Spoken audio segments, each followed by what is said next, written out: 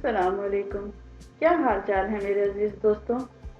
उम्मीद करती हूँ कि आप सब अपने घरों में महफूज, सेहतमंद और खुशहाल होंगे। हमारा आज का टॉपिक होगा आग की मुख्तसर तारीख और उसके जहर के एंटीडोट्स। लेकिन वीडियो शुरू करने से पहले please like and subscribe my channel जंबील शुमाइल। शुरू करते हैं अपना आज का टॉपिक, यानी कि द इंट्रोडक्शन ऑफ आग प्लांट एंड एंटीडोट ऑफ आग पॉइजन। जैसा कि मैंने आपको बताया कि पहले इसकी थोड़ी सी मुख्तसर तारीख देख लेते हैं। आग का पौधा ज़माने कदीम से पाकिस्तान और हिंदुस्तान में पाया जाता है। यहाँ तक कि हिंदुस्तान के बहुत पुराने वैदिक ग्रंथ, शास्त्र और संगीतों में भी इसके नुस्ख़ाजात मिल जाते हैं। आग से मुतल्लिक तो बेशुमार आपको नुस्ख़ाजात मिलेंगे, लेकिन क्या आप जानते हैं कि आग के मुतल्लिक अजीबो-गरीब इत्तेकाद भी मौजूद थे।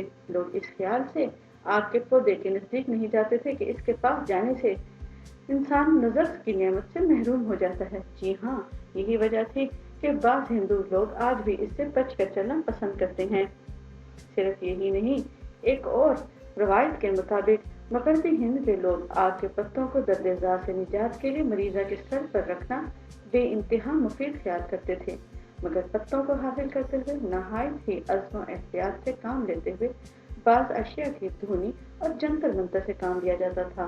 ये जंतर मंतर पढ़कर ही वो तोड़ा करते थे। सिर्फ यही नहीं, क्या आप जानते हैं कि हिंदू मजहब में आज भी ये काम जारी है और ये इत्तेकाद जारी है, जिस शख्स की 3 बीवियां एक के बाद दीगरे फोत हो गई हो तो चौथी मरतबा उसकी शादी पूरे एहतराम के साथ आग के पौधे से कर दी जाती थी। और जब ये शादी होती थी तो ये इसका मतलब ये होता था कि उस आदमी की तमाम तर नसूसत जो है वो इस आग के पौधे तक पहुंच जाए और उस पर बरस पड़े और उसकी चौथी बीवी बिल्कुल महफूज रहे। यही वजह है कि आज भी वहाँ पर देहातों में आग को ज़्यादातर नहूसत मिटाने के लिए लड़की या लड़के की शादी उससे कर दी जाती है, ख़ास तौर पर उनके जिनके शोहर मर जाएं। वहाँ पर आप जैसा कि जानते हैं, औरतों की दूसरी शादी का कोई जवाज़ नहीं। उनके यहाँ सिर्फ और सिर्फ एक ही मर्द से शादी की जाती है। यही वजह है कि वहाँ के मर्द अगर चौथी शादी करेंगे तो पहले आग के पौधे के साथ शादी करेंगे, उसके बाद फिर वो आगे शादी करते हैं ताकि उनकी बीवी महफूज और मामून रहे। अब चलते हैं जनाब इसके जहर की तरफ और उसके एंटीडोट्स की तरफ। अब ये पता कैसे चलेगा कि जहर कैसे चढ़ चुका है? तो जनाब इसकी कुछ निशानियां हैं इसकी।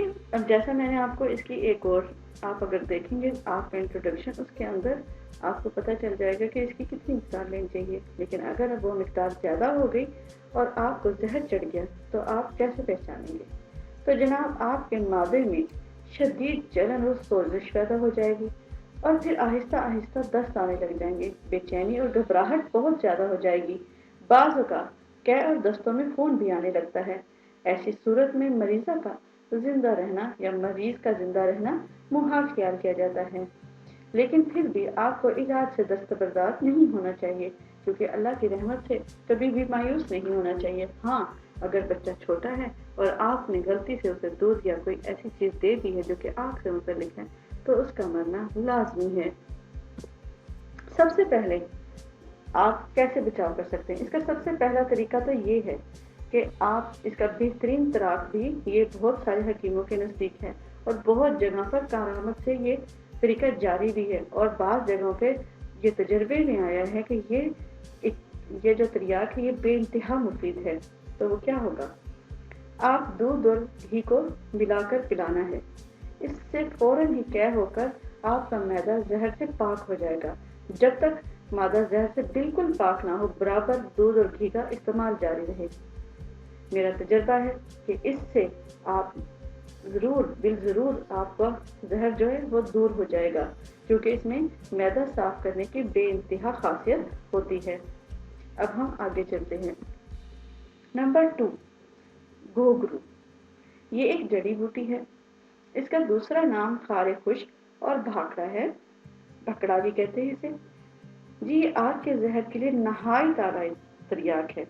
आपको चाहिए कि घोकरू जो है 2 तोला लें, उसके साथ पानी आध सेर ले लें या आधा किलो ले लें, जितना आपका दिल चाहे। उसके अंदर घोट लें और उसे छान कर पानी को कंदिशा यानी गुड़ से मीठा करके पिला दें।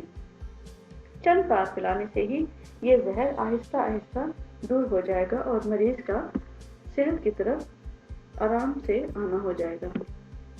अच्छा, इसका तीसरा जो सबसे अहम इलाज है वो ये है कि हलीला जद सालम यानी हर्ड़ मरीज के मुंह के अंदर दे दें, ताकि वो इसे मुंह के अंदर ही रखे। थोड़ी देर बाद देखेंगे आप कि वो सफ़ेद हो चुकी होगी। उस वक्त उसको निकाल कर फेंक दें, उसके बाद फिर ताज़ा दें, यहाँ तक कि तमाम जहर का असर जो है बदन से खारिज हो जाए, जिसकी इलामत ये है कि फिर हलीला पर सफ़ेदी आ जाएगी, फिर हरड़ जो है वो सफ़ेद हो जाएगी और ये हरड़ जो है ये आहिस्ता आहिस्ता इसका सारा जहर चूस जाएगी।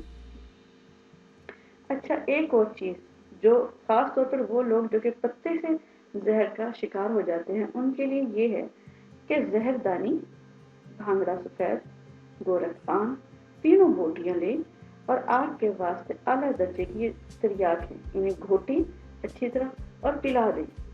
ये इंशाल्लाह आपको आग के जहर से बहुत दूर ले जाएगी।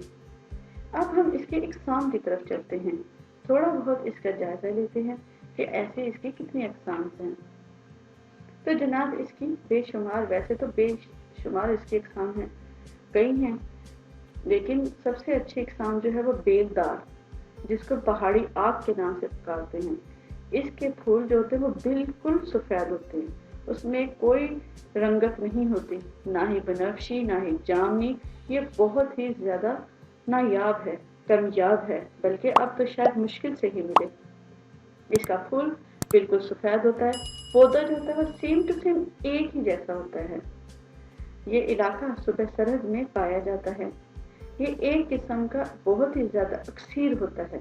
क्या आप जानते हैं कि इस पौधे की निशानी क्या है?